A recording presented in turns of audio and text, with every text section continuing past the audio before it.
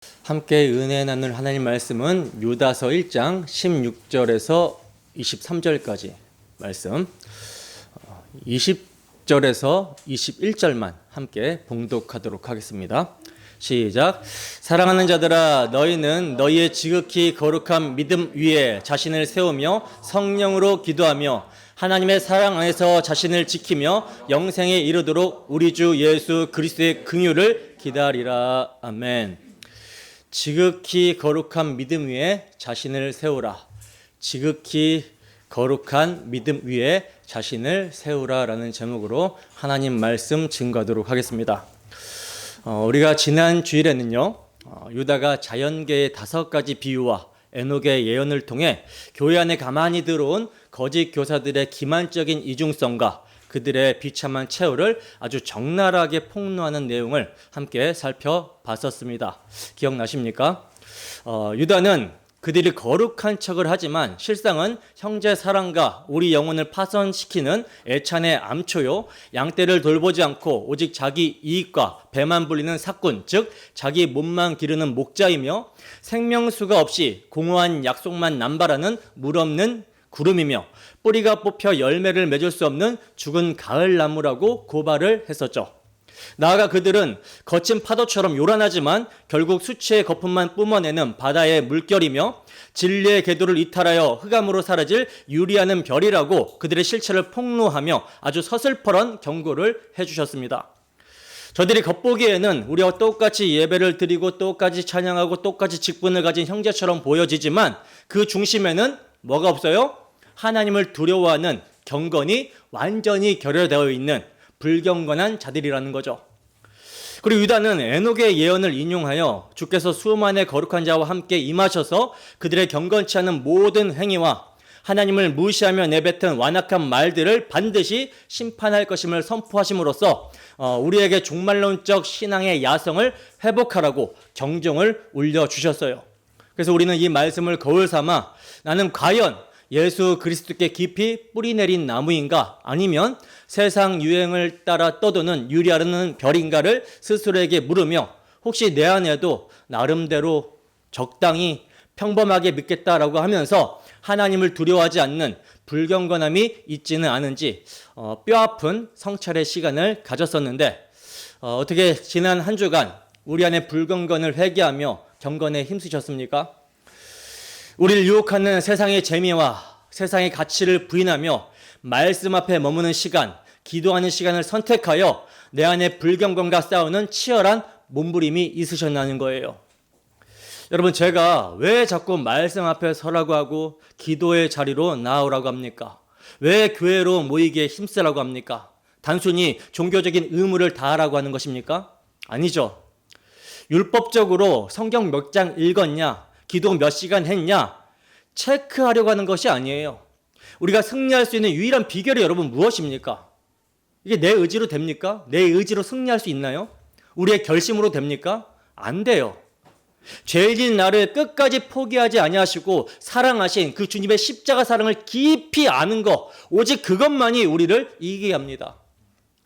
우리가 왜 바쁜 시간을 쪼개서 성경을 펴고 피곤한 몸을 이끌고 교회로 모여 예배합니까? 왜 기도합니까? 그 시간을 통해 나 같은 죄인을 살리신 주님의 그 절절한 사랑과 마음을 알게 되기 때문에 그래요.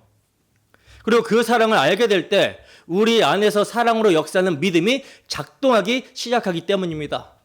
그 사랑의 힘이, 십자가 사랑의 힘이 내 안에 육체의 소욕을 누르고 세상의 유혹을 이기게 하며 불경건과 싸울 수 있게 만드는 유일한 동력이기 때문이라는 거죠. 우리의 육체의 본성은요, 말씀과 기도를 싫어합니다. 때문에 우리는 억지로라도 시간을 정해서 말씀과 기도에 힘써야 되는 거예요. 이것은 행위주의가 아닙니다. 율법주의라고 생각하지 마세요. 율법주의는요, 하나님을 향한 사랑 없이 종교성으로 하는 행위가 율법주의고요. 그런 사람에게는 이게 무거운 짐이 되겠죠. 그러나 주를 더 가까이 하고자 하는 사람, 정말 말씀대로 살고자 하는 사람이라면 이것은 율법주의적 짐이 아니라 육체를 제어하기 위한 경건의 훈련이 되는 것입니다. 그리고 의지가 약하여 이 훈련이 잘 안 되는 사람은 지체들의 도움을 받아야 돼요. 그래서 교회의 공동체를 하나님께서 허락해 주신 겁니다. 참으로 우리 모두가 하나님이 죄인인 우리를 어떻게 사랑하셨는지 그 하나님의 마음과 하나님의 뜻을 힘써 알아가기를 소원합니다. 그리하여 그 사랑의 강건하심으로 말미암아 사랑으로 역사하는 믿음으로 세상을 이기고 주님과 함께 승리하는 우리 모두가 되기를 주님의 이름으로 축원합니다.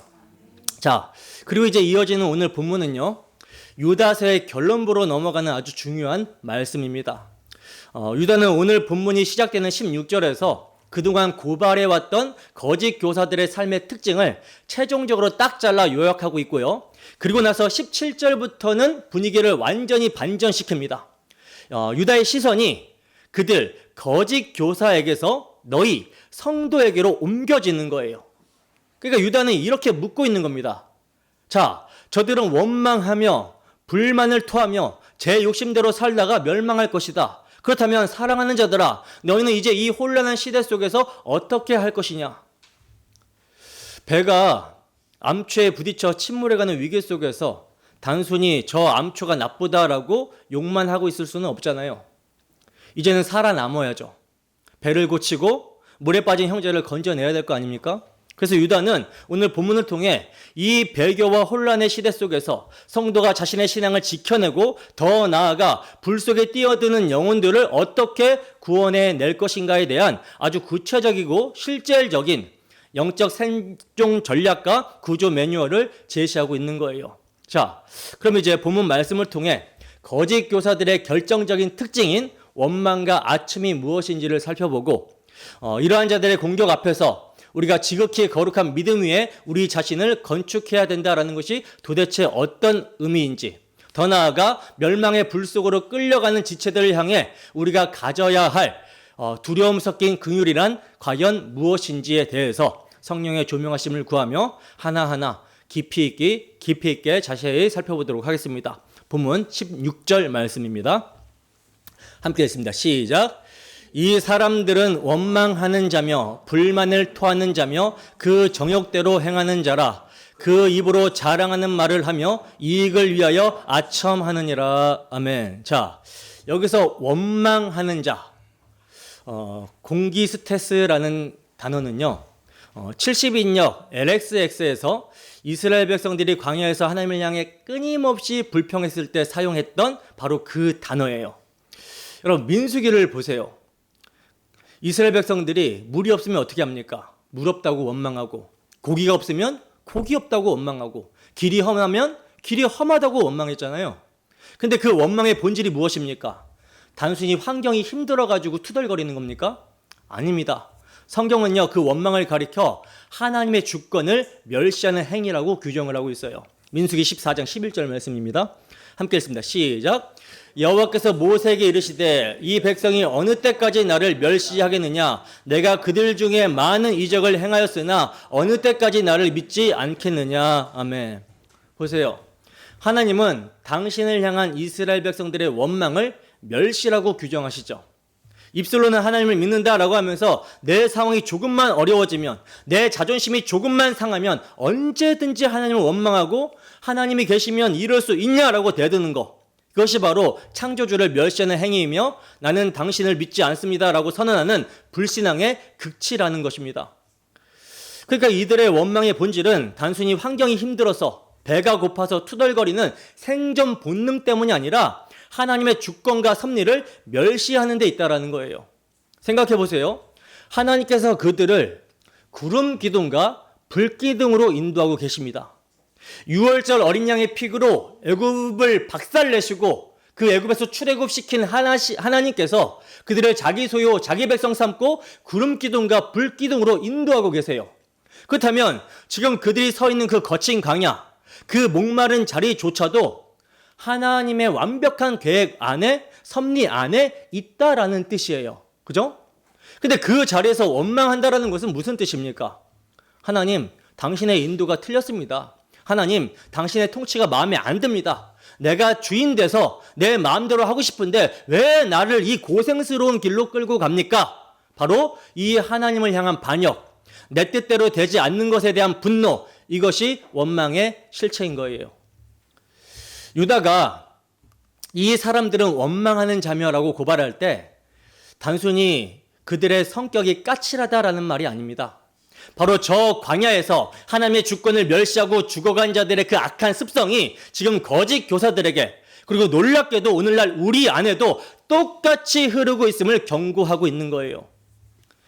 실제 오늘날 우리도 광야의 이스라엘 백성들과 똑같은 원망과 불평을 쏟아낼 때가 얼마나 많습니까? 여러분, 우리가 언제 불평하고 언제 원망을 하게 되죠? 일이 막 내 뜻대로 착착착 잘 진행되고 잘 풀릴 때 합니까? 아니죠. 내 뜻대로 안 될 때, 내 계획이 어그러지게 될 때, 내 자존심이 상할 때, 내가 원하는 환경이 아닐 때, 내가 정해놓은 타이밍에 응답이 없을 때, 이때 여러분들의 입술에서는 무엇이 튀어나오고 있습니까? 아멘. 주님 감사합니다. 내 뜻보다 크신 주님의 계획을 신뢰합니다. 그리 아니하실지라도 감사합니다 라고 하는 믿음의 고백이 나옵니까? 아니면 하나님 도대체 왜 나에게 이런 일이 발생합니까? 하나님 왜 내 삶을 이따위로 인도하십니까? 라며 삿대질하고 원망합니까? 기억하세요. 우리가 계획하고 우리가 걷는 우리의 모든 삶은 철저히 하나님이 주관하고 계신다라는 것을요. 이 점을 지혜자는요 이렇게 증거합니다. 잠언 16장 9절입니다. 함께 했습니다. 시작. 사람이 마음으로 자기의 길을 계획할지라도 그의 걸음을 인도하시는 이는 여호와시니라. 아멘. 참으로 아멘이십니까? 내 걸음을 인도하시는 분이 여호와시라면 오늘 내 계획대로 되지 않았다라고 해서 불평하는 것은요, 결국 내 걸음을 인도하고 계신 하나님을 향해 불평하게 되는 거예요. 우리가 대놓고 하나님의 이름을 부르며 욕하지 않아도 내 상황에 대해서 원망하는 것은 곧 그 상황을 허락하신 하나님께 하는 것이 되는 것입니다. 더 심각한 것은요, 하나님께 대놓고 원망과 불평을 쏟아낼 때 그 마음 상태인데요, 이때에는 하나님과 거래하고자 하는 종교성이 있을 때 나오게 됩니다. 오늘날 기복주의의 잘못된 가르침으로 인하여 교회를 떠나게 되는 경우 대부분이 하나님과의 거래가 성사되지 않았을 때예요. 이때 속았다라고 분노하면서 교회를 떠난다라는 거죠. 분명히 교회 안에서 배우기를 하나님께 충성, 봉사, 헌신하면 하나님을 섭섭하지 않게 연보도 많이 하고 또 몸으로도 헌신하고 봉사하면 가난에서 벗어나고 사업도 성공하고 병도 낫는다라고 했는데 그렇게 되지 않더라는 거죠.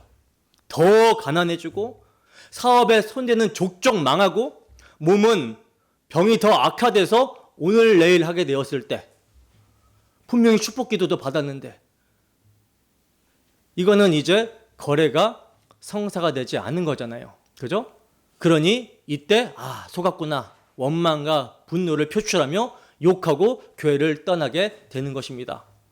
하나님, 내가 이만큼 헌신하고 이만큼 연보했는데 왜 부자 안 만들어줍니까? 내가 11조도 하고 봉사도 했는데 왜 내 사업은 이 모양입니까? 내가 이만큼 기도했는데 왜 내 병은 안 고쳐줍니까? 내가 주일마다 빠지지 않고 예배를 드렸는데 왜 내 남편은, 내 아내는, 내 자식은 이 모양 이 꼴입니까? 왜 취직이 안 되고 저 모양입니까? 내가 도대체 얼마나 더 해야 됩니까? 여러분, 이게 뭐예요? 내가 돈 냈으니까 물건 내놓으라는 자판기 신앙 아닙니까? 하나님을 빚쟁이 취급하는 거잖아요. 내가 정성 바쳤으니 당신은 복을 뱉어내야 돼.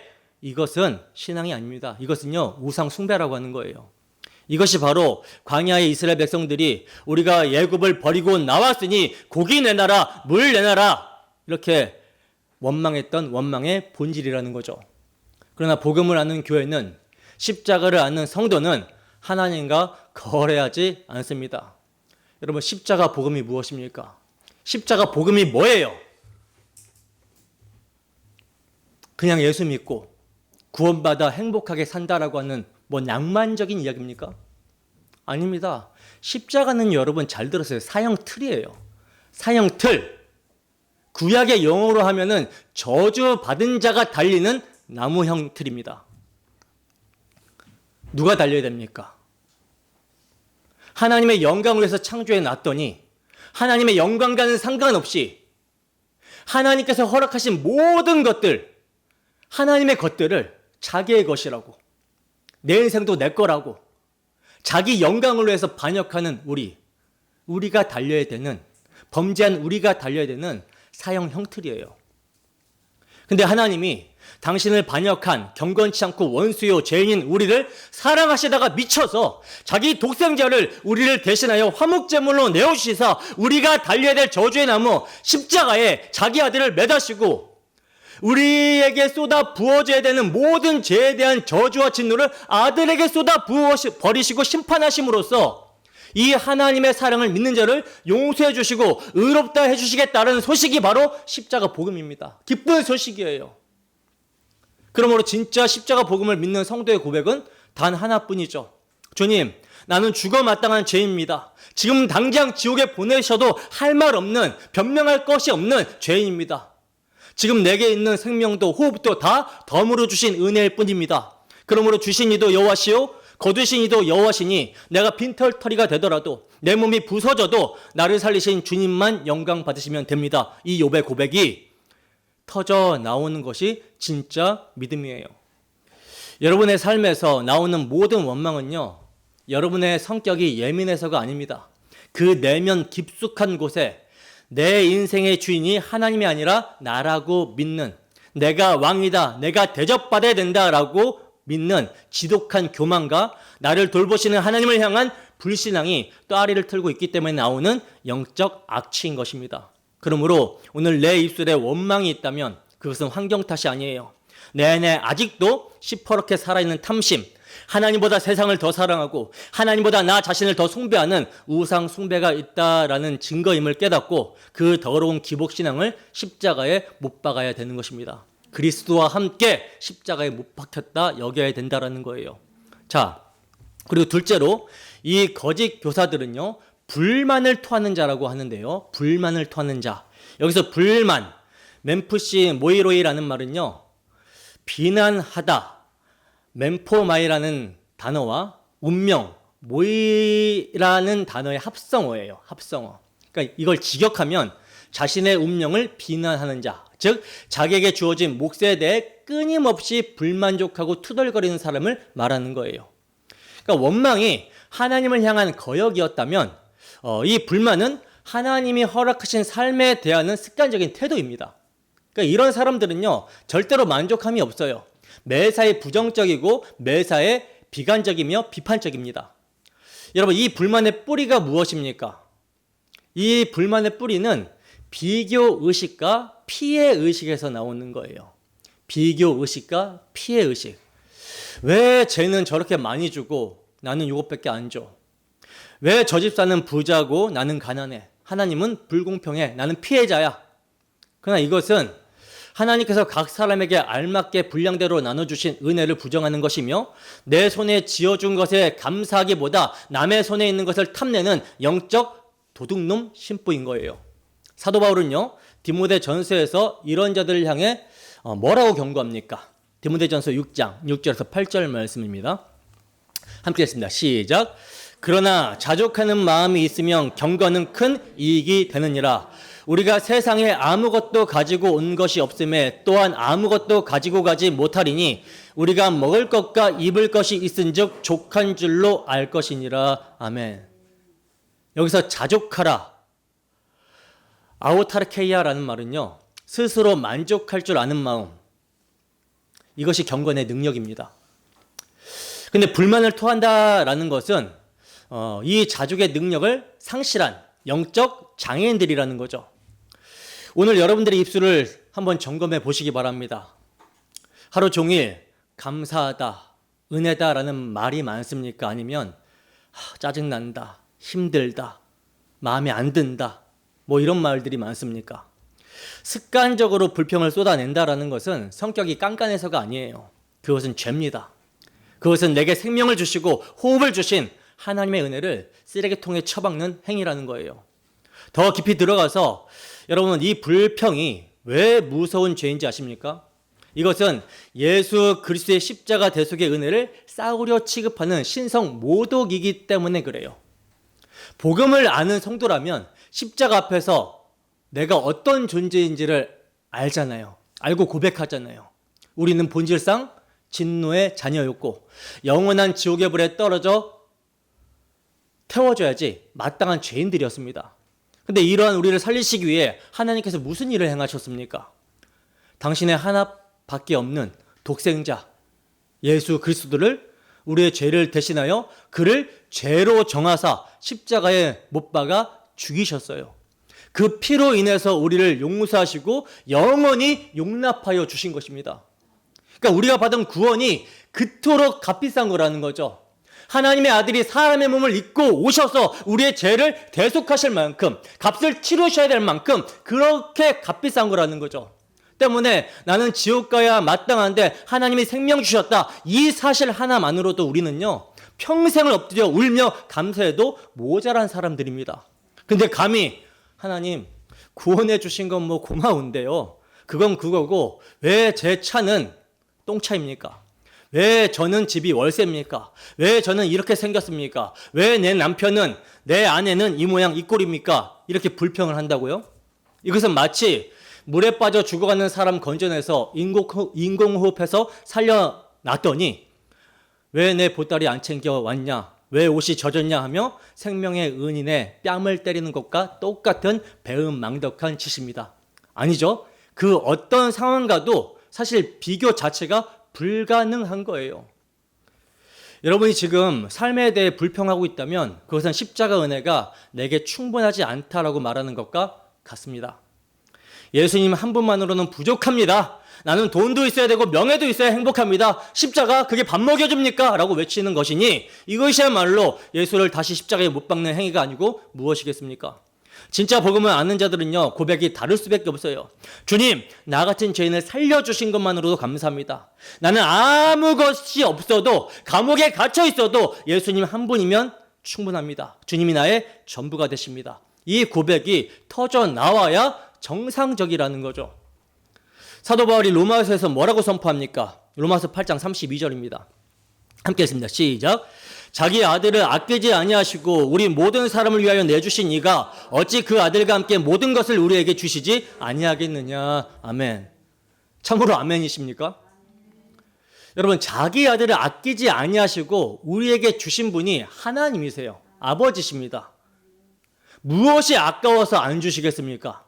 안 주신다면 그것이 우리에게, 나에게 해롭기 때문이거나 아니면 더 좋은 것을 주시기 위함이라는 사실을 믿으셔야 돼요. 그러므로 십자가 사랑을 믿는 자는요 불평할 수 없습니다. 불평은 십자가를 놓쳤을 때 들어오게 되는 마귀의 속삭임이에요. 오늘 여러분들의 심령 속에 따리를 틀고 있는 그 비교의식, 피해의식, 불평의 영을 예수의 이름으로 몰아내시기 바랍니다. 그리고 받을 자격 없는 자가 은혜 받았다라고 하는 그 감격 하나로 초막이나 궁궐이나 내 주 예수 모신 곳이 그 어디나 하늘나라임을 고백하는 참된 자족의 성도들이 되시기를 소원합니다. 자, 그리고 이제 세 번째로 유다가 지적하는 특징은요, 그 정욕대로 행하는 자라고 합니다. 정욕대로 행하는 자. 앞서 말한 원망과 불만이 하나님을 향한 태도라면 이 정욕은 그들의 삶을 이끌어가는 동력이라고 할 수 있겠죠. 경건치 않은 자의 삶을 움직이는 엔진은요, 성령이 아니라 바로 정욕이라고 하는 죄의 본능입니다. 이들은요, 하나님의 말씀으로 뭐라고 하시든 상관없어요. 하나님의 법도 무시하고 도덕도 무시합니다. 오직 내가 원하니까 한다, 내 기분이 좋으면 그만이다 라며 내 본능이 시키는 대로, 내 욕망이 이끄는 대로 살아간다는 거예요. 성적인 쾌락, 돈에 대한 탐욕, 권력에 대한 야망, 결국 그들의 유일한 신은 하나님이 아니라 바로 자기 자신이라는 거죠. 자기를 숭배하기 때문에 자기 욕망을 따르는 거예요. 근데 여러분, 안타깝게도 오늘날 교회 안에 얼마나 많은 그리스도인들이 이 자기 숭배의 더러운 정욕을 거룩한 비전이라고 하는 이름으로 포장하고 있는지 모릅니다. 하나님, 제 사업장을 확장시켜 주십시오. 돈을 많이 벌게 해 주십시오. 제가 하나님의 영광을 위해서 쓰겠습니다. 여러분, 이게 정말입니까? 뭐 진심일 수도 있겠죠. 그러나 대부분 그 속을 냉정하게 들여다보면 결국 남들에게 보란 듯이 성공하고 싶고 세상에서 떵떵거리고 싶은 자기 가시와 탐욕일 경우가 많습니다. 그게 아니라면 하나님이 주시겠죠. 그 기도가 정욕으로 구한 것이 아니라 진짜 하나님의 영광을 위한 것이라면 왜 안 주시겠습니까? 근데 정말 그 중심이 하나님의 영광을 위한 것이라면 그 기도는 바뀌어야 됩니다. 어떻게 바뀌어야 됩니까?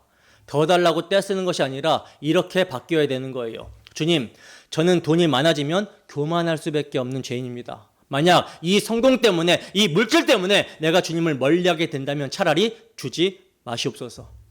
내 사업이 망하더라도 내 영혼이 주님께 붙어있는 것이 더 큰 복임을 믿습니다. 내가 부자가 되든지 빈자가 되든지 오직 나를 통해 그리스도만 존귀할 수 있도록 인도하여 주시옵소서. 이것이 진짜 비전의 기도예요.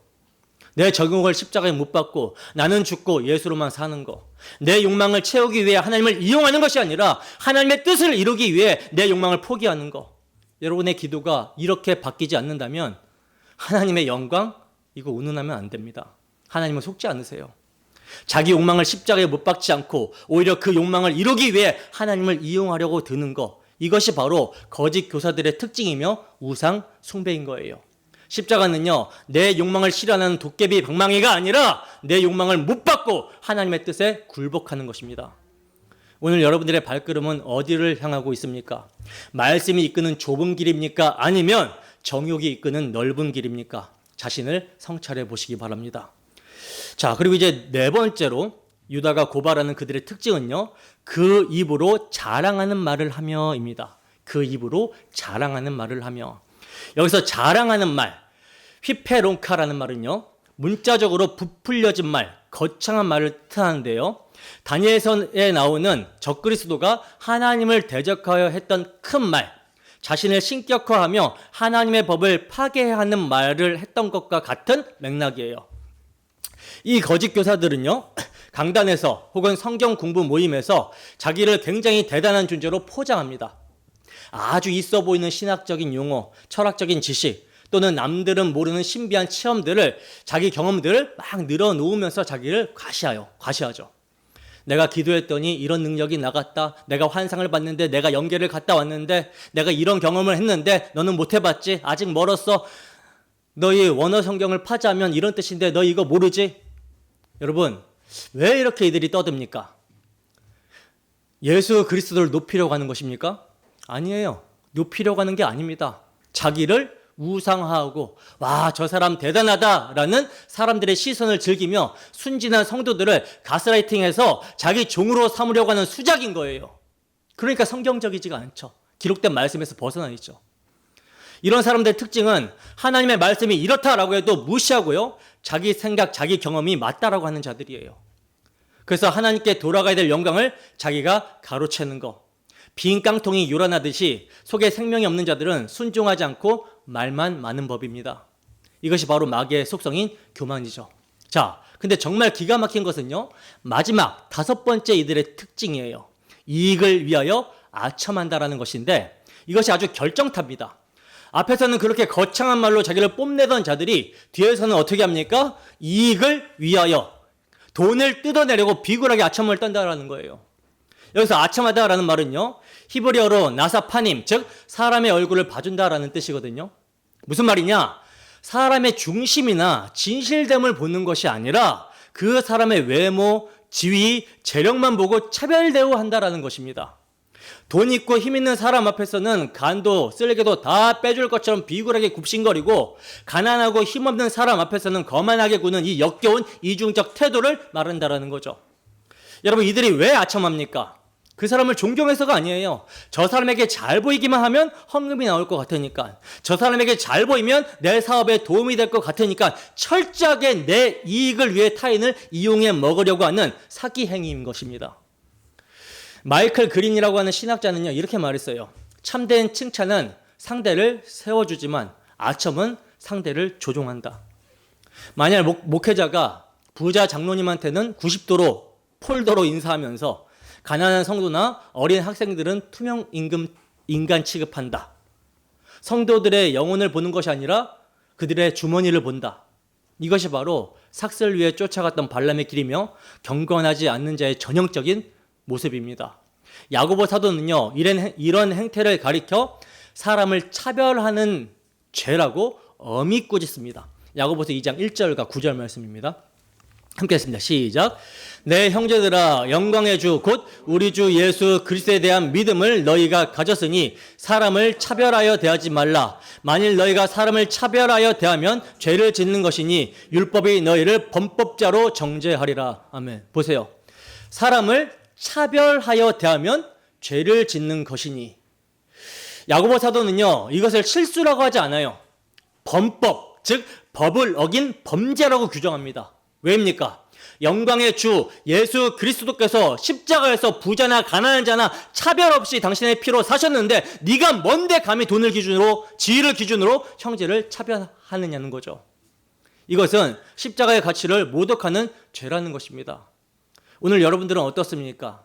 하나님 앞에서는 거룩한 척하면서 세상에 나가서는 이익을 위해 아첨하고 사람을 차별하고 있지는 않습니까? 내 이익을 위해 사람을 이용하려고 하는 이 더러운 아첨의 입술을 회개하고 오직 진실함으로 형제를 대하는 저와 여러분들이 되어야 할 줄 믿습니다. 자, 이제 유다는요, 거짓 교사들을 향하던 시선을 돌려서 그렇다면 이토록 타락한 시대, 배교의 물결이 쓰나미처럼 몰려오는 이 마지막 때에 우리 성도들은 어떻게 살아남아야 하는가, 그 영적 생존 전략을 제시합니다. 유다는 여기서부터 어조를 바꾸어서 사랑하는 자라들아 이렇게 부르고 있어요. 본문 17절에서 18절 말씀입니다. 함께 읽습니다. 시작. 사랑하는 자들아, 너희는 우리 주 예수 그리스도의 사도들이 미리 한 말을 기억하라. 그들이 너희에게 말하기를 마지막 때에 자기의 경건하지 않는 정욕대로 행하며 조롱하는 자들이 있으리라 하였나니. 아멘. 자, 보시면 유다는 사랑하는 자들아 부르면서 거짓과 배교의 시대에 살아남을 수 있는 생존 전략을 말씀해 주시고 있는데요. 그 첫 번째가 무엇입니까? 기억하라입니다. 기억하라. 뭘 기억하라? 우리 주 예수 그리스도의 사도들이 미리 한 말을 기억하라. 여러분, 이단과 거짓 교사들의 가장 큰 특징은요, 자꾸 새로운 것을 들고 나온다라는 거예요. 기존 교회에서는 안 가르쳐주는 비밀이다.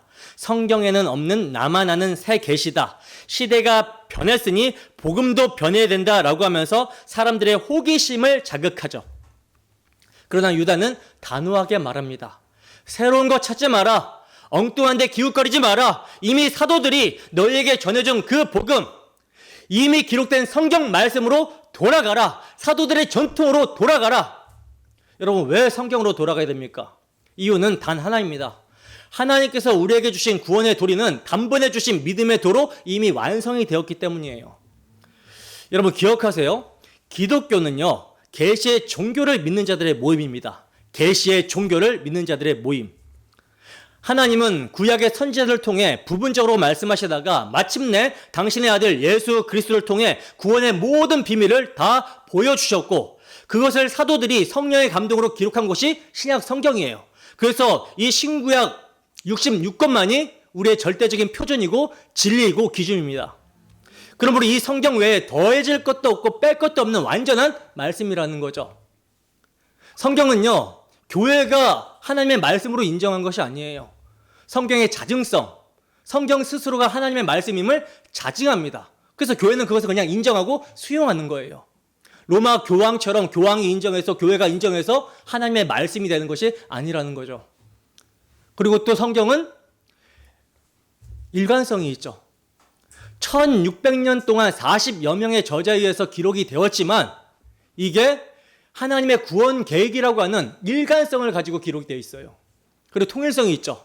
66권 각 건들이 다 예수 그리스도로 그 구원으로 통일이 되어 있습니다. 그리고 점진성이죠.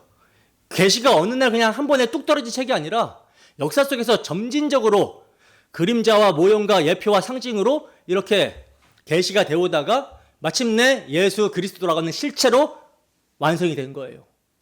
그리고 성경은 충족성이 있다고 했죠. 충족성. 성경은 우리로 하여금 구원에 이르게 하는 지혜가 충족합니다. 그리고 하나님의 사람으로 온전하게 하고 모든 선한 일을 하는 기준이 되는데 충족한 책이라는 거예요. 이것을 우리는 하나님의 말씀으로 받는 것이죠. 근데 거짓 교사들이 자꾸 뭐하고 있어요? 새로운 것이 있다. 더 깊은 비밀이 있다라고 하는 이유가 뭡니까? 성경만으로는 부족하다라는 거죠. 성경만으로는 구원이 불완전하다라는 겁니다. 그러나 이것은 성경의 저자이신 성령님을 모독하는 행위인 거예요. 사도 바울은 갈라디아서에서 이렇게 피를 토하며 선포합니다. 갈라디아서 1장 8절입니다. 함께 읽습니다. 시작. 그러나 우리나 혹은 하늘로부터 온 천사라도 우리가 너에게 전한 복음 외에 다른 복음을 전하면 저주를 받을지어다. 아멘. 보세요. 하늘로부터 온 천사라도, 들으셨습니까? 아무리 신령해 보이고 아무리 기적을 행하고 천사 껍데기를 쓰고 나타나서 내가 새 계시를 받았다라고 떠들어도 사도들이 전해준 이 십자가 복음, 이 성경 말씀에서 벗어난다면 그는 저주받을 자라는 거예요. 타협의 여지가 없습니다. 진리는 변하지 않습니다. 시대가 변했다고 하나님의 창조 질서가 변합니까? 죄의 삭선 사망이라고 하는 진리가 변합니까? 복음이 변합니까? 안 변합니다. 그래서 사탄은요, 변한다라고 속이려 드는 거예요. 사도들은요, 특별히 진리를 믿지 못하도록 하기 위해서 마지막 때에 조롱하는 자들이 올 것이라고 수없이 경고를 했어요. 베드로후서 3장 3절에서 4절 말씀입니다. 함께 했습니다. 시작. 먼저 이것을 알지니 말세에 조롱하는 자들이 와서 자기의 정욕을 따라 행하며 조롱하여 이르되 주께서 강림하신다라고 하는 약속이 어디 있느냐? 조상들이 잔 후로부터 만물이 처음 창조될 때와 같이 그냥 있다 하니. 보세요. 이 조롱하는 자들의 핵심이 뭡니까? 주님이 오신다라고 하는 약속이 어디 있느냐? 즉 예수님의 재림과 심판을 정면으로 부인하는 겁니다. 도대체 왜 부인할까요? 과학적인 증거가 있어서일까요? 아닙니다. 자기의 정욕을 따라서 행하며, 이게 진짜 이유라는 거예요. 그러니까 내 마음대로 죄짓고 싶고 내 정욕대로 내 마음대로 살고 싶은데 심판주가 오면 큰일 나잖아요. 두렵잖아요. 그러니까 세상은 창조 때부터 어제나 오늘이나 똑같이 변한 게 없잖아. 심판 같은 거 없어. 그냥 즐겨라고 떠들며 스스로를 속이고 하나님의 약속을 거짓말 취급하며 조롱하는 겁니다. 자기들만 그렇게 믿는 것이 아니라 남들도 그렇게 믿게끔 선동하는 거예요. 이것이 바로 죄짓기 위해 만들어낸 그들의 뻔뻔한 핑계이자 영혼을 잠재우는 마취제인 거라는 거죠. 마태복음 24장 24절 말씀입니다. 함께 했습니다. 시작. 거짓 그리스도들과 거짓 선지자들이 일어나 큰 표적과 기사를 보여 할 수만 있으면 택하신 자들도 미혹하리라. 아멘. 보세요. 여기서 예수님의 경고는 더 섬뜩하죠. 말세의 묘혹은 장난이 아니라는 거예요. 거짓 선지자들이 어떻게 한다고 합니까? 단순히 그냥 말로 꼬드기는 게 아닙니다. 큰 표적과 기사를 보여준다 그래요. 막 병이 낫고 귀신을 막 쫓아내고 하늘에서 막 불이 내리며 여러분들의 눈과 귀를 홀린다라는 거죠. 왜입니까? 목적은 딱 하나. 할 수만 있으면 택하신 자들도 미혹하리라. 바로 구원받은 성도, 하나님이 택하신 여러분들까지도 속여서 지옥길로 끌고 가려고 사탄이 최후의 발악을 한다라는 것입니다. 그러니 기록된 말씀 외에 다른 것을 쫓아가면 큰일 나는 거예요. 만약 제가 강단에서 기록된 말씀을 근거하지 않은 말을 한다면 여러분들을 쫓아가면 안 됩니다. 그러나 제가 강단에서 기록된 말씀에 근거해서 그에 합당하게 가르친다면 아멘으로 받으세요. 자, 이렇게 여러분 성경은 이미 다 예언을 해놓았습니다. 말세가 되면 교회 안에 가짜들이 판을 칠 것이며 십자가를 조롱하고 재림을 농담으로 여기는 자들이 득세할 것이라고 이미 기록을 다 해놨습니다. 그러므로 오늘날 강단에서 이상한 소리가 들리고 교회가 혼란스럽고 세상이 기독교를 조롱할 때 우리가 당황하거나 두려워할 필요가 없습니다. 왜 이러지 할 것이 아니라 주님이 말씀하신 대로 마지막 때가 되었구나. 말씀이 1.1획도 틀림없이 응하고 있구나 하고 오히려 믿음을 굳게 하시면 되는 거예요. 말씀을 기억하는 자는요. 상황에 흔들리지 않습니다. 왜입니까? 말씀이라는 확실한 지도를 손에 쥐고 있기 때문이라는 거죠. 그러므로 기록된 말씀을 펴서 사도들의 경고를 기억해내는 것. 이것이 영적 전쟁의 첫 번째 승리 공식이라는 점을 기억하세요. 자, 그리고 유다는 이어서 이 거짓 교사들의 영적 실체를 아주 냉정하고 정확하게 진단합니다. 본문 19절입니다. 함께 했습니다. 시작. 이 사람들은 분열을 일으키는 자며 육에 속한 자며 성령이 없는 자니라. 아멘. 자, 보세요. 이들의 첫 번째 실체가 무엇이라고 하죠? 분열을 일으키는 자라고 하죠. 분열을 일으키는 자. 여기서 분열을 일으키는 자라고 번역이 된 아포디오리 존테스라는 말은요, 경계를 짓는 자, 구분하는 자라는 뜻이거든요. 그러니까 당시 이 거짓 교사들은 소위 영지주의에 빠져서 자기들만 특별한 영적 지식, 비밀을 깨달았다라고 이렇게 주장을 해왔었잖아요. 그래서 교회 안에 들어와서 뭐 하고 있냐면 선을 딱 긋는 거예요. 선을. 우리는 특별한 영적 엘리트들이다. 너희같이 말씀만 붙드는 평신도들과는 차원이 다르다. 나는 직통 계시도 받고 방언도 하고 신비한 체험도 하는데 너는 못하지. 그러니까 너는 수준 낮은 이류야. 이렇게 자기들끼리 당을 짓고 성도들 사이에 위화감을 조성하여 하나 된 그리스도의 몸을 찢어 놓는다라는 거죠. 오늘날 여러분 한국 교회를 보세요. 왜 이렇게 교단들이 갈라졌습니까? 진리를 수호하기 위해서 갈라진 것입니까? 천만의 말씀입니다.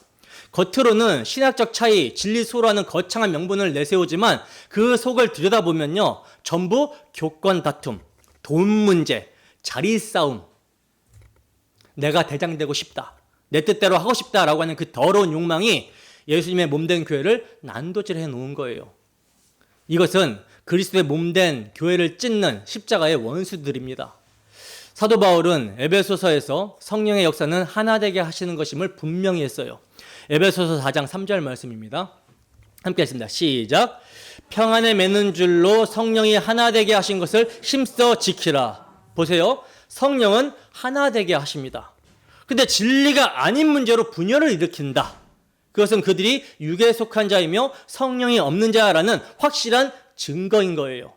여기서 육에 속한 자라는 말은요. 혼, 푸시케에 속한 자라는 뜻인데 이것은 영, 푸뉴마와 대조되는 개념으로 거듭나지 못한 자연인, 본능과 감정과 이성에 따라 사는 짐승 같은 상태를 말하는 것입니다.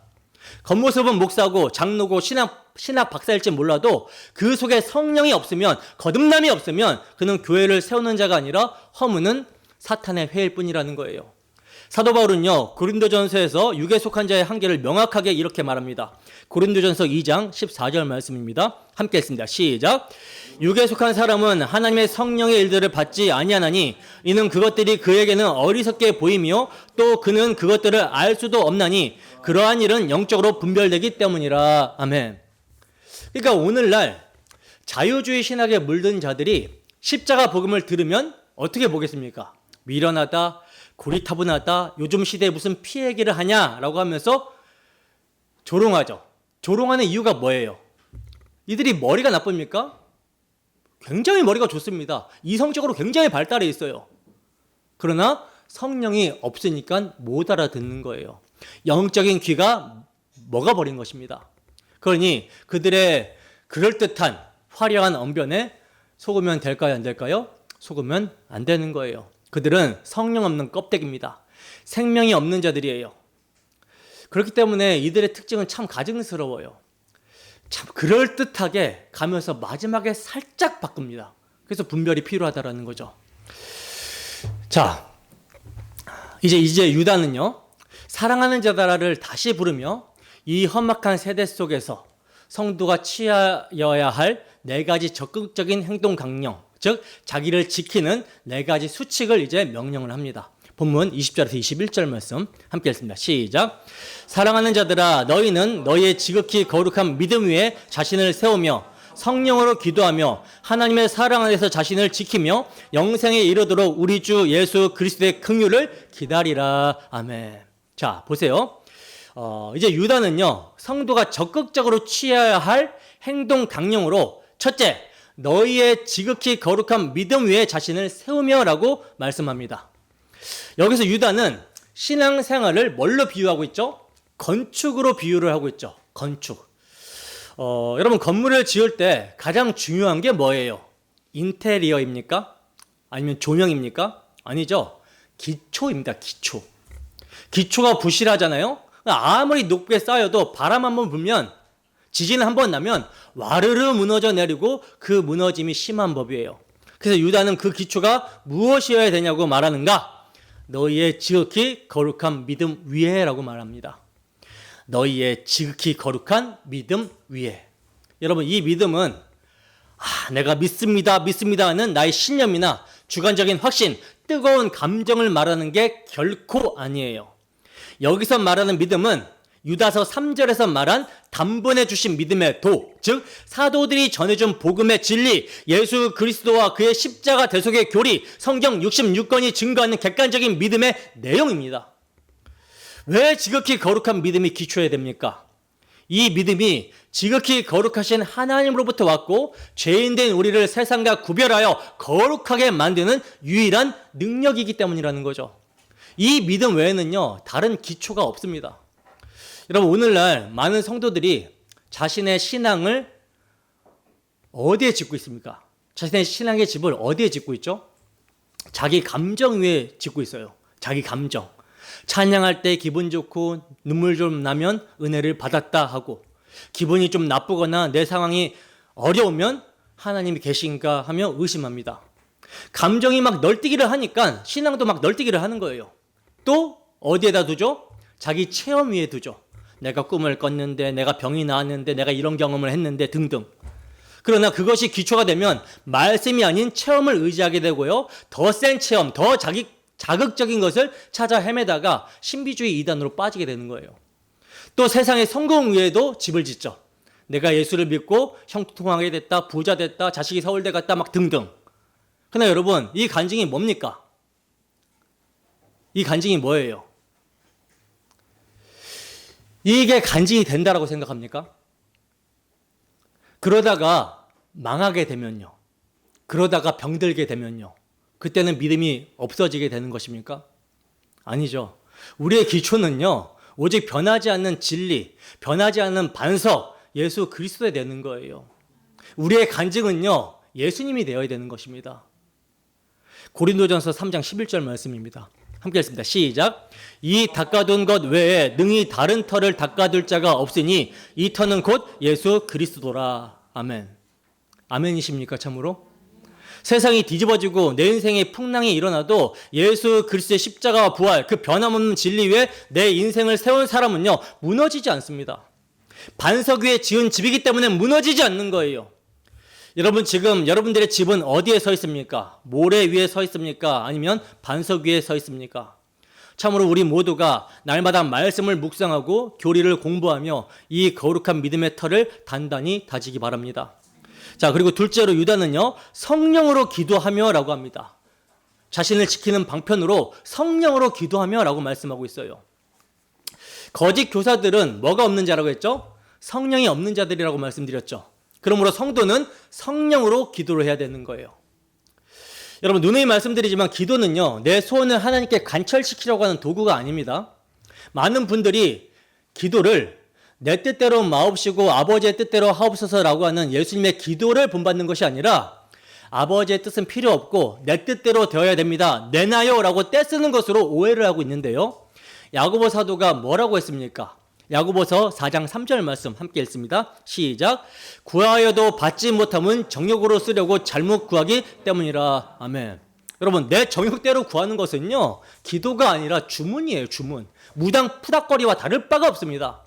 그러면 성령으로 기도한다는 것은 무엇인가? 성령님은 여러분 어떤 분이에요? 하나님의 깊은 것까지 통달하시는 분이시며 하나님께서 우리에게 은혜로 주신 것들을 깨닫게 하시는 영이시죠. 그러면 하나님의 그 뜻, 그리고 하나님이 은혜로 주신 것, 이게 뭐예요? 이게 뭡니까? 우리 주 예수 그리스도 복음입니다. 복음. 복음으로 인한 하늘에 신령한 복들, 이것들을 성령께서는 깨닫게 해주시기 위해 오신 거예요.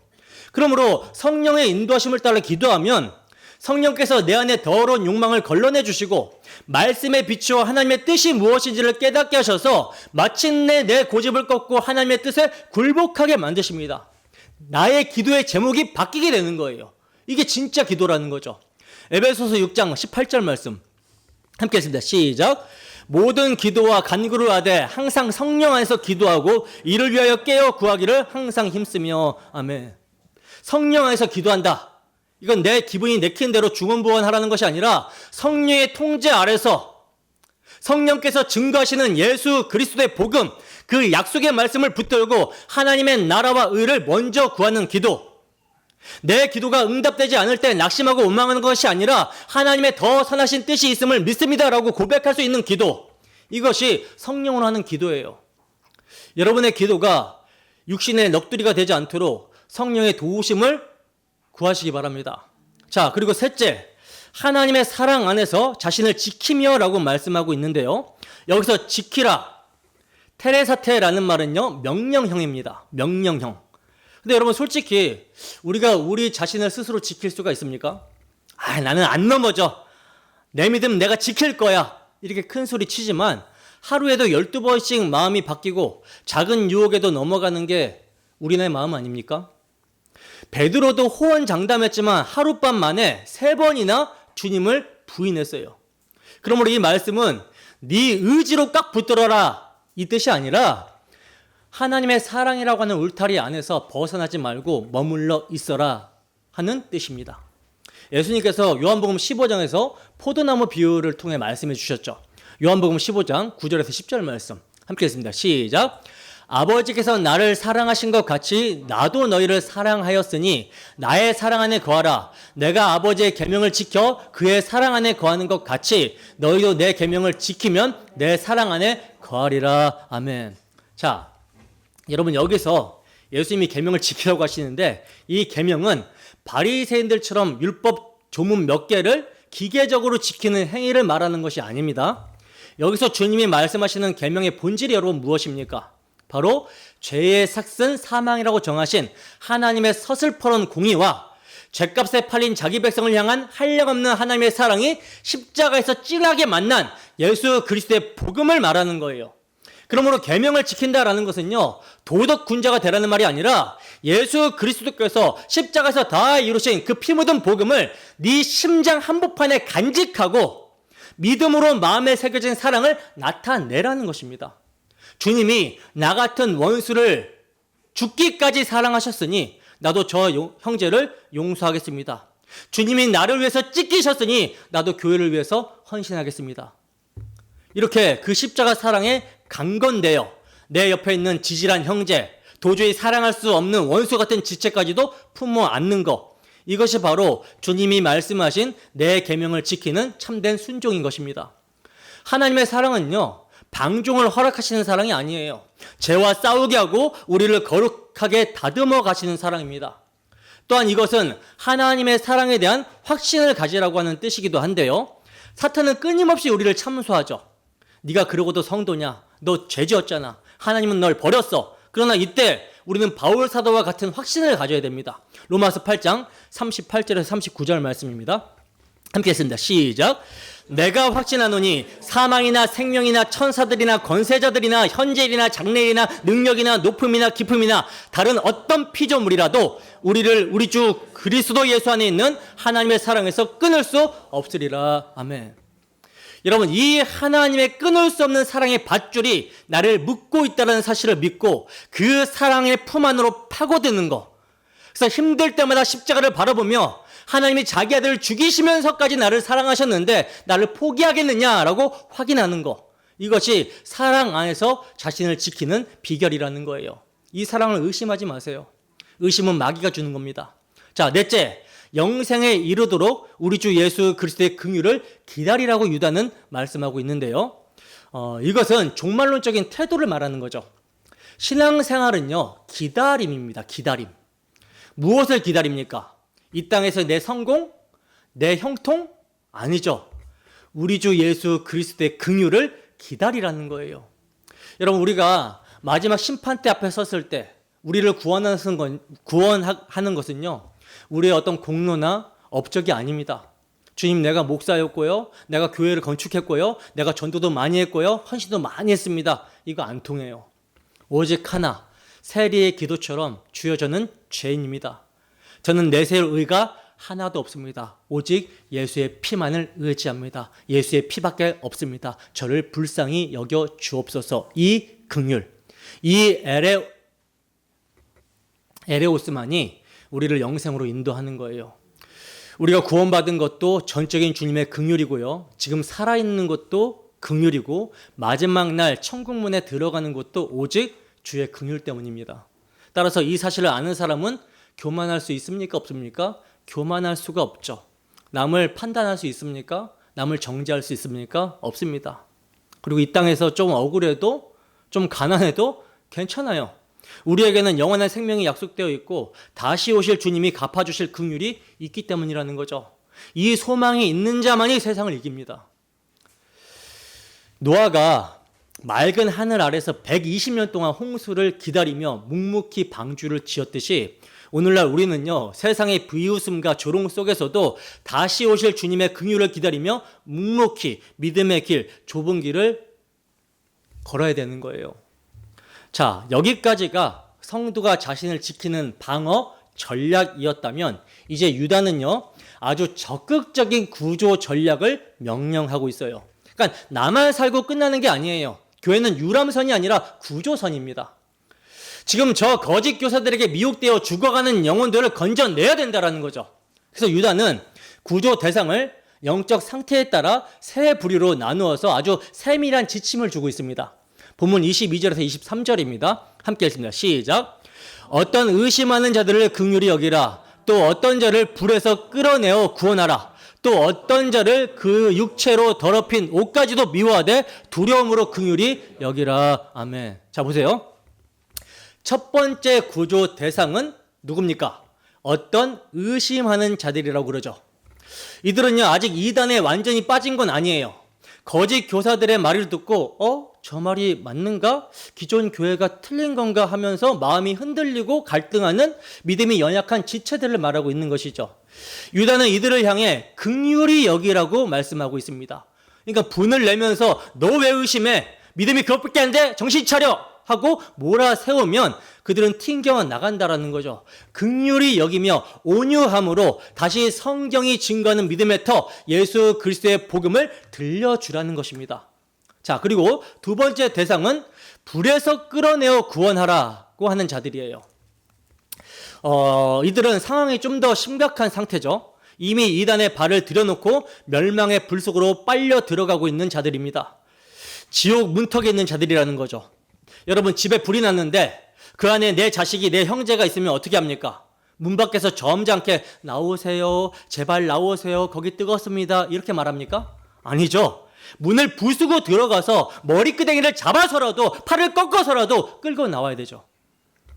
그래서 끌어내어, 하르파조라는 단어는 낚아채다, 강제로 탈취하다라고 하는 뜻인데요, 맹수가 먹이를 낚아채듯이 하라는 거예요. 그러니까 이단에 빠진 자녀, 죄악의 구렁텅이에 빠진 형제를 볼 때 우리는요, 영적인 맹수처럼 달려들어야 된다는 것입니다. 눈물로 금식하고 기도하고 찾아가서 호소하고 강건하고 할 수 있는 모든 수단을 동원해서 그 영혼을 사망의 불길에서 건져내야 된다는 거죠. 아이고 뭐 지가 알아서 하겠지, 지 마음이지, 사생활이니까 침해하면 안 되지. 이것은요, 쿨한 게 아니라 이건 방간이고 살인 방조예요. 그 영혼 지옥 가면 여러분이 책임질 것입니까? 여러분에게 책임 없다 할 수 있습니까? 아모스 선지자는 이스라엘을 가리켜 불에서 꺼낸 그슬린 나무라고 했어요. 우리가 바로 이런 존재였잖아요. 주님이 십자가에서 우리를 그렇게 건져냈잖아요. 그렇다면 우리도 그 심정으로 달려들어야 되는 거죠. 야고보 사도는 말합니다. 야고보서 5장 19절에서 20절 말씀입니다. 함께 읽습니다. 시작. 내 형제들아, 너희 중에 미혹되어 진리를 떠난 자를 누가 돌아서게 하면 너희가 알 것은 죄인을 미혹된 길에서 돌아서게 하는 자가 그의 영혼을 사망에서 구원하며 허다한 죄를 덮을 것임이라. 아멘. 여러분, 우리 교회 안에 또 우리 소그룹 안에 지금 불타고 있는 영혼이 누구입니까? 이 시간 그 이름을 부르며 구조에 나서는 저와 여러분들이 되기를 바랍니다. 자, 이제 세 번째 대상은 가장 위험한 경우인데요, 그 육체로 더럽힌 옷까지도 미워하되 두려움으로 긍휼히 여기라고 유다는 말합니다.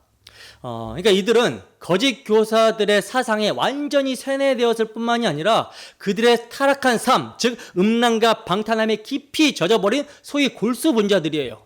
여기서 더럽힌 옷은 문둥병 환자의 고름이 묻은 옷이나 배설물이 묻은 속옷을 의미하는 아주 혐오스러운 표현입니다. 즉 죄가 그 사람의 인격과 삶을 완전히 오염시켜버려서 가까이 하기조차도 역겨운 상태라는 거죠. 이때 우리는 어떻게 해야 된다고 합니까? 미워하되라고 합니다. 미워하되. 무엇을요? 사람을 미워하라는 것이 아니라 그 더럽힌 옷, 즉 죄를 철저하게 미워해야 된다는 거예요. 그러니까 죄에 대해서는 아주 단호해야 된다는 것입니다. 뭐 그래, 그럴 수도 있지, 뭐 연약할 수도 있지, 뭐 타협하면 결코 안 된다는 거죠. 그러나 동시에 그 사람 자체에 대해서는 어떻게 여기라? 긍휼히 여기라고 합니다. 이게 참 어렵죠. 죄는 미워하되 죄인은 사랑하라. 참 어렵습니다. 근데 유다는 여기에 아주 중요한 단서 하나를 붙이고 있어요. 뭡니까? 두려움으로. 두려움으로. 왜 두려움으로 해야 됩니까? 내가 그를 구원하겠다라고 덤벼들다가 도리어 내가 그 죄에 전염될 수 있기 때문이에요. 물에 빠진 사람 건져내려다가 같이 빠져 죽는 경우가 있죠. 이단 상담하다가 이단교에 넘어가 버리는 목사들도 있어요. 음란에 빠진 사람 상담해 주다가 자기도 정욕을 못 이겨 같이 음란에 빠지는 경우가 허다합니다. 죄의 전염성은요, 바이러스보다 무서워요. 그리고 또 이런 경우가 있겠죠. 내 안에 영적 우월감과 자기 의라는 교만이 올라올 수가 있습니다. 그러므로 우리는 나는 선줄로 생각하는 자는 넘어질까 조심하라고 하는 말씀을 늘 기억하고 붙들고 나 자신도 언제든지 타락할 수 있다라고 하는 연약한 존재임을 인정하며 하나님을 두려워하는 마음으로 영적 긴장감을 가지고 조심스럽게 그들을 대해야 된다라는 것입니다. 이것이 지혜예요. 사도 바울은 갈라디아서에서 이렇게 권면합니다. 갈라디아서 6장 1절 말씀입니다. 함께 읽습니다. 시작. 형제들아, 사람이 만일 무슨 범죄한 일이 드러나거든 신령한 너희는 온유한 심령으로 그러한 자를 바로잡고 너 자신을 살펴보아 너도 시험을 받을까 두려워하라. 아멘. 너 자신을 살펴보아. 이게 핵심입니다. 그러니까 남을 구원하는 것도 중요하지만 내 믿음을 지키는 게 우선이라는 거죠. 먼저라는 거죠. 그러므로 이단에 깊이 빠진 자, 죄악에 깊이 물든 자를 대할 때는요, 절대로 혼자 하지 마시고 교회 공동체와 함께 영적 지도자의 도움을 받아서 철저한 경계심을 가지고 접근해야 되는 거예요. 긍휼은 베풀되 죄와는 피 흘리기까지 싸우는 거룩한 야성이 우리에게 있어야 되는 겁니다. 자, 이제 말씀을 맺겠습니다. 오늘 우리는 본문 말씀을 통해 거짓 교사의 추악한 민낯과 배교의 시대를 살아가는 성도의 생존 전략 그리고 구조 전략을 아주 깊이 있게 살펴봤습니다. 거짓 교사들은 원망과 불만을 쏟아내고 정욕대로 행하며 교만과 아첨으로 자기 이익만을 챙기며 멸망을 향해 달려가고 있어요. 이들은 성령이 없는 육에 속한 자들이요 교회를 찢는 분열의 영이 있는 자들입니다. 그러면 이 혼탁한 시대 속에서 우리가 살 길은 무엇입니까? 사도들의 말씀을 기억하는 것이죠. 새로운 것이 아니라 기록된 말씀으로 철저하게 돌아가는 거예요. 내 감정과 내 체험이 아닌 예수 그리스도라는 반석 위에 지극히 거룩한 믿음의 집을 지어야 된다는 것입니다. 내 욕심이 아닌 성령으로 기도하며 하나님의 뜻을 구해야 된다는 거예요. 하나님의 사랑 안에서 그 말씀의 울타리 안에 머물며 자신을 지켜야 되는 것이고 다시 오실 주님의 긍휼을 기다리며 인내해야 된다는 것입니다. 나아가 나만 살겠다라고 문을 걸어 잠그지 말고 지금도 의심하고 흔들리는 자, 불 속에 빠져 죽어가는 자, 죄에 오염된 자들을 향해 십자가의 긍휼을 베푸셔야 된다는 거예요. 두려움과 떨림으로 그들을 건져내야 된다는 것입니다. 그것이 먼저 긍휼을 입은 자, 십자가의 사랑을 받은 자에 마땅한 도리라는 거죠. 오늘 이 말씀이 여러분들의 신비에 새겨지게 되기를 소원합니다. 그리하여 거짓이 아무리 요동쳐도 흔들리지 않는 견고한 성으로 죽어가는 영혼을 살리는 생명의 구조대로 쓰임을 받는 우리 디아스포라 교회의 모든 성도님들이 되시기를 주님의 이름으로 축원합니다. 기도하겠습니다.